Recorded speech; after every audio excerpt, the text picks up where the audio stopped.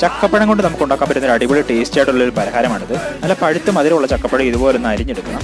എന്നിട്ട് ഒരു ഉരുളി അടുപ്പത്ത് വെച്ച് നന്നായിട്ട് ചൂടാകുമ്പോഴത്തേനും ഒരു സ്പൂൺ നെയ്യ് ഒഴിച്ച് കൊടുത്ത് അരിഞ്ഞ് വെച്ചിരിക്കുന്ന ചക്കപ്പഴം കൂടെ നമ്മൾ ഇട്ട് കൊടുക്കണം. എന്നിട്ട് ഇതൊന്ന് അടച്ച് വെച്ച് 2 മിനിറ്റ് നന്നായിട്ട് വേവിക്കണം. അപ്പോഴേക്കും നമുക്ക് മധുരത്തിന് ആവശ്യമുള്ള ശർക്കരപ്പാനി തയ്യാറാക്കിയെടുക്കാം. ഇനി ഇതിലെ കല്ലും മണ്ണൊക്കെ പോകാനായിട്ട് നന്നായിട്ട് അരിച്ചെടുത്ത് മാറ്റി വെക്കാം.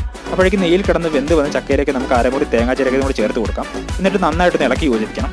എന്നിട്ട് ഇതിലേക്ക് നമുക്ക് തയ്യാറാക്കി വെച്ച ശർക്കരപ്പാനി ഒഴിച്ചു കൊടുക്കാം. ശർക്കരപ്പാനിൽ കിടന്ന് നമ്മുടെ ചക്ക നന്നായിട്ട് തിളയ്ക്കണം. നന്നായിട്ട് തിളച്ച് വരുമ്പോഴത്തേക്കും നമുക്ക് പൊടി ചേർത്ത് കൊടുക്കാം. പൊടി ചേർക്കാനായിട്ട് ഞാനിപ്പോൾ ഗോതമ്പ് പൊടിയാണ് ചേർക്കുന്നത്. ഇതിനായിട്ട് ഗോതമ്പ് പൊടിയോ അരിപ്പൊടിയോ റവയോ ഇവയിൽ ഏതെങ്കിലും ഒന്ന് നന്നായിട്ടൊന്ന് വറുത്തിട്ട് ചേർത്ത് കൊടുക്കാം. അപ്പോൾ പച്ച ചൊവയൊന്ന് മാറി കിട്ടും. എന്നിട്ട് കുറേശ്ശെ നമുക്ക് ഇട്ട് കൊടുത്ത് നന്നായിട്ട് ഇളക്കി കൊടുക്കാം. പൊടിയെല്ലാം നന്നായിട്ട് ഇളക്കി യോജിപ്പിച്ചതിന് ശേഷം നമുക്ക് 2-3 ഏലക്കായും കൂടെ ചതച്ചിടാം. ഇനി ഇതിലേക്ക് അര സ്പൂൺ നെയ്യും കൂടി ഞാൻ ഒഴിച്ചു കൊടുക്കുന്നുണ്ട്. എന്നിട്ട് നന്നായിട്ട് ഇളക്കി യോജിപ്പിക്കാം. ഇനി ഒരു പാത്രത്തിൽ നമുക്ക് നെയ്യ് തടവിയിട്ട് അതിലേക്ക് മാറ്റി കൊടുക്കാം. ഇത് നന്നായിട്ട് തണുത്ത് കഴിയുമ്പോഴത്തേനും നമുക്ക് മുറിച്ച് ഇതുപോലെ കഴിക്കാവുന്നതാണ്.